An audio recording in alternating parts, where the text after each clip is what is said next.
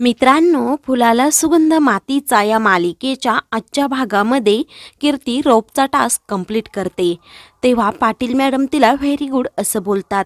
तर पहिल्या रँकमध्ये संजय, दुसऱ्या रँकमध्ये राहुल असतो, तर तिसऱ्या रँकमध्ये कीर्ती आलेली असते।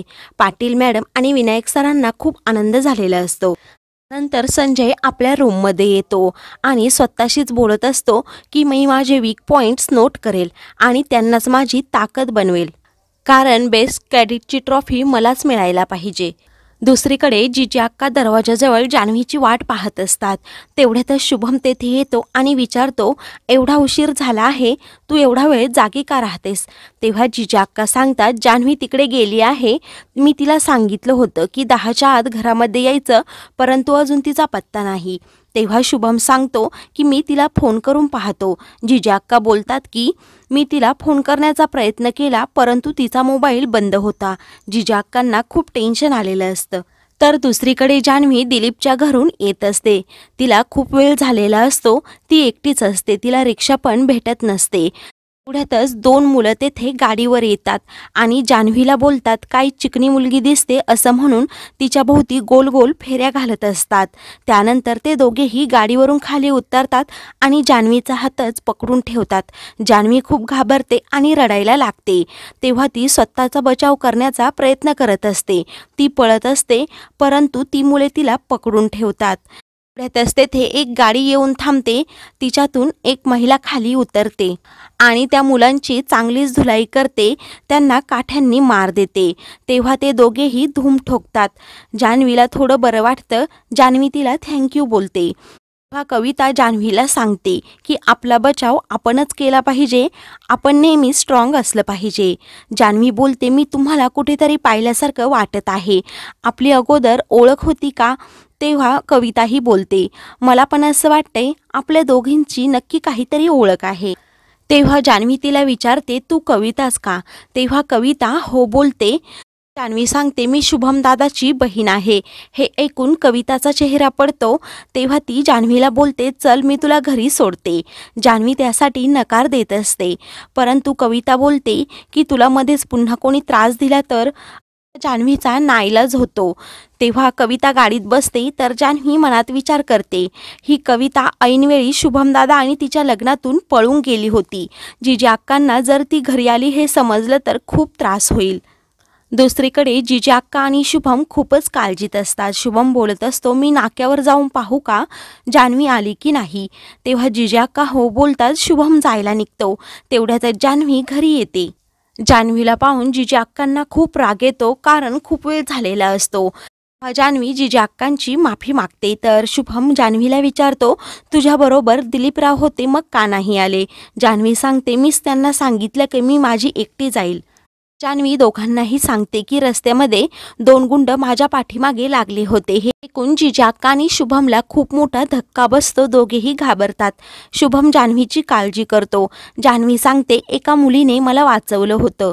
तेव्हा जिजी अक्का बोलतात, अगं मग तिला घरी का नाही आणलं? तेव्हा जान्हवी सांगते, हो आणलं आहे, परंतु ती बाहेरच उभी राहिली आहे। तेव्हा जान्हवी कविताला आवाज देते, तेव्हा कविता घरात येते। कविताला पाहून शुभम जिजी अक्कांना खूप मोठा धक्का बसतो। तेव्हा ती त्या दोघांजवळ येते।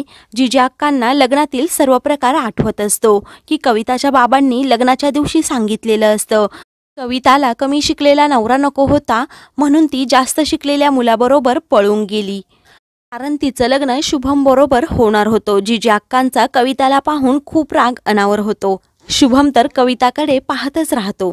जिजी अक्का रागातच बोलत असतात, मदत केली म्हणजे हिने काय उपकार केले नाही, आणि या पोरीचं तोंड मला पुन्हा पाहावं लागेल असं कधी वाटलं पण नव्हतं। जिजी अक्का कविताची चांगलीच खरडपट्टी काढत असतात। कविता सांगत असते की माझ्या मनात इथे येण्याचं काही नव्हतं, मला माहीत पण नव्हतं की ती जान्हवी आहे। जिजी अक्का बोलतात, बरं झालं तुला आमच्याबद्दल काहीच माहीत नाही। जिजी अक्का कविताचा खूपच अपमान करत असतात, परंतु कविता शांत असते। शुभम जिजी अक्कांना समजावतो, झालं गेलं ते विसरून जा, जुन्या गोष्टी उगीच उकरून काढत बसू नको। जिजी अक्का बोलतात, काही डाग आयुष्यभर जात नाहीत। तेव्हा जिजा अक्का अजून तिच्या जवळ जातात आणि तिच्यावर खूप रागवत बोलतात, तुला माझा शुभम कमी शिकलेला वाटला का? तेव्हा कविता शांतपणे सांगत असते, मला तेव्हा जे वाटलं तेव्हा मी केलं, कारण मला तुम्हाला त्रास देण्याचा कोणताच काही हेतू नव्हता. तेव्हा जिजा अक्का रागावूनच बोलतात, हे तुझं मत झालं, परंतु शुभमबरोबर लग्न करण्याची तुझी योग्यताच नव्हती आणि तुझी लायकीच नव्हती. तेव्हा जिजा अक्का कीर्तीचं कौतुक तिच्यासमोर करतात आणि सांगतात, माझी सून आता पोलीस ऑफिसर बनायला गेली आहे. तुझ्यापेक्षा खूप पटीने ती चांगली आहे. तू जर माझ्या शुभमच्या आयुष्यात आली असती तर माझ्या शुभमचं वाटोळंच करून ठेवलं असतं. कविता खूप रिक्वेस्ट करत असते की माझा तुम्हाला त्रास देण्याचा कोणताच हेतू नव्हता आणि मला वाटलं नव्हतं तुम्हाला एवढा त्रास होईल. मी खूप घाई गडबडीत निर्णय घेतला होता. तेव्हा जिजा अक्का तिला काहीच पुढे बोलू देत नाही.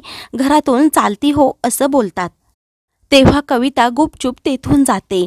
तर जिजा अक्का जान्हवीवर खूप ओरडतात. शुभम बोलत असतो, जिजा अक्का तिला ओरडू नको, परंतु जिजा अक्का ऐकत नाही. कविताला पाहिल्यामुळे जिजा अक्कांचा राग खूप अनावर झालेला असतो. दुसऱ्या दिवशी सर्व ट्रेनी ऑफिसरचा नेमबाजीचा टास्क असतो. संजय कीर्तीकडे पाहतच असतो. तेव्हा पाटील मॅडम फायर असं मोठ्याने ओरडतात. कीर्तीला खूप अंधुक दिसत असतं. तिच्या डोळ्याला कसला तरी त्रास होत असतो, त्यामुळे कीर्तीचा नेम चुकतो. बाकी तिघांचाही नेम अचूक लागतो. तेव्हा पाटील मॅडम संजयचं कौतुक करतात आणि कीर्तीकडे पाहून तोंड वाकडे करतात.